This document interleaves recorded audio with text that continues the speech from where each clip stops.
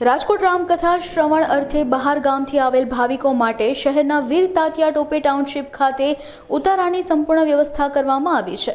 ઉતારામાં 4000 થી 5000 માણસોને રહેવા, જમવા, ચા પાણી, નાસ્તા સહિતની સંપૂર્ણ સુવિધા પૂરી પાડવામાં આવશે। ભાવિકોને કથા સ્થળે પહોંચાડી પરત લાવવા માટે વાહનની સંપૂર્ણ વ્યવસ્થા કરવામાં આવી છે। આ અંગે વધુ વિગત અબતક મીડિયા હાઉસની મુલાકાતે આવેલા સમિતિ કિરીટ ગોહિલ અને શૈલેષ ભીમાણીએ સમગ્ર માહિતી પૂરી પાડી હતી।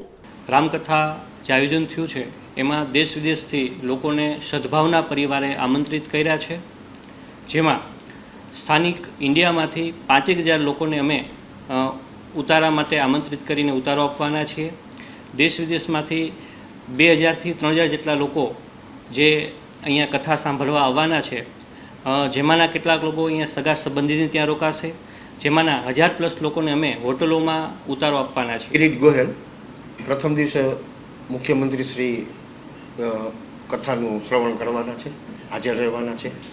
એવા રોજે રોજ નામી વ્યક્તિઓ હાજર રહેવાના છે ના એ હજી અમને જાણકારી નથી। હવે દિવસ જેમ નજીક આવશે એમ અમને આગળની જાણકારી મળશે અને 50,000 લાખ 1 લાખ માણસ સુધી કથા શ્રવણ કરી શકે એવી વ્યવસ્થા પણ અમે, અને ખાસ કરીને ઉતારા માટે અમે જે સુવિધા કરી છે 4 થી 5000 માણસ રોકાઈ શકે બહારગામથી આવે એ સોરઠિયાળી ચોકમાં